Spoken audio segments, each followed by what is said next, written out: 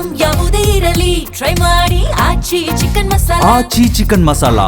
ಧಾರವಾಡದ ಜಿಲ್ಲಾ ಪಂಚಾಯತ್ ಸದಸ್ಯ ಯೋಗೀಶ್ ಗೌಡ ಕೊಲೆ ಪ್ರಕರಣದಲ್ಲಿ ಸದ್ಯ ಸಂಚಲನ ಮೂಡಿಸಿರುವ ಕೋರ್ಟ್ ಆದೇಶದ ಪ್ರತಿ ಈಗ ಕೈ ಸೇರಿದೆ. ಕೇವಲ ರಾಜಕೀಯ ವೈಷಮ್ಯ ಮಾತ್ರವಲ್ಲ, ವ್ಯವಸ್ಥೆಯನ್ನೇ ಬುಡಮೇಲು ಮಾಡಲು ನಡೆದ ಸಂಚು ಈಗ ಬಯಲಾಗಿದೆ. ಈ ಕುರಿತ ಕಂಪ್ಲೀಟ್ ಡೀಟೇಲ್ಸ್ ಇಲ್ಲಿದೆ ನೋಡಿ. 20 ಲಕ್ಷ ರೂಪಾಯಿ ಒಪ್ಪಂದ, ಪತ್ನಿ ಹೆಸರಲ್ಲೊಂದು ಸೇಮ್. ಕೊಲೆಯ ಮಾಸ್ಟರ್ ಮೈಂಡ್ ವಿನಯ್ ಕುಲಕರ್ಣಿಗೆ ಸಂಕಷ್ಟ.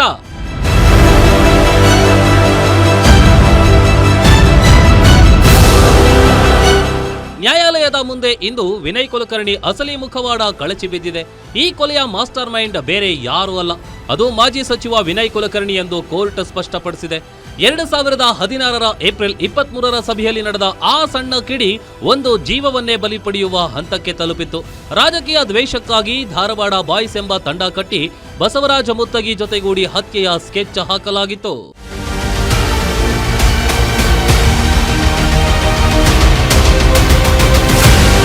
ಈ ಹತ್ಯೆಗಾಗಿ ನಡೆದ ಒಪ್ಪಂದ ಬರೋಬ್ಬರಿ 20 ಲಕ್ಷ ರೂಪಾಯಿ. ಕೊಲೆ ನಡೆದ ಬೆನ್ನಲ್ಲೇ ವಿನಯ್ ಕುಲಕರ್ಣಿ ತಮ್ಮ ಪಿಎ ಮೂಲಕ ಹಂತಕರಿಗೆ 5 ಲಕ್ಷ ರೂಪಾಯಿ ಮುಂಗಡ ಹಣ ತಲುಪಿಸಿದ್ರು.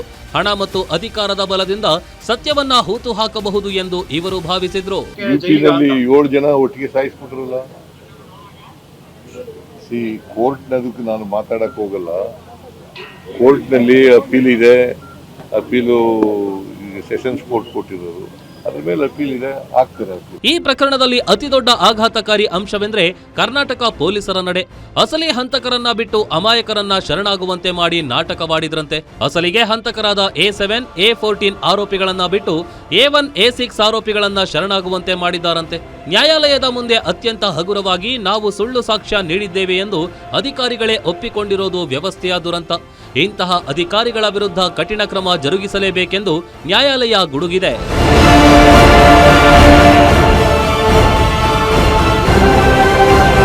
ನ್ಯಾಯಾಲಯವು justice doctor M Ramu Jois ಅವರ ರಾಜಧರ್ಮದ ಸಾಲುಗಳನ್ನ ಉಲ್ಲೇಖಿಸಿ ಮಹತ್ವದ ಸಂದೇಶ ನೀಡಿದೆ.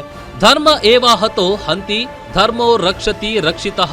ಅಂದ್ರೆ ಧರ್ಮವನ್ನ ನಾಶ ಮಾಡುವವರು ನಾಶವಾಗ್ತಾರೆ, ಧರ್ಮವನ್ನು ರಕ್ಷಿಸುವವರನ್ನು ಧರ್ಮವೇ ಕಾಯುತ್ತದೆ.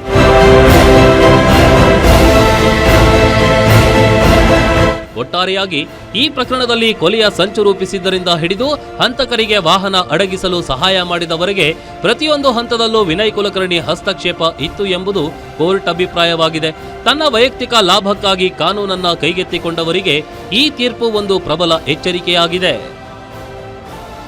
Ajay Kumar, crime bureau, guarantee news, Bengaluru.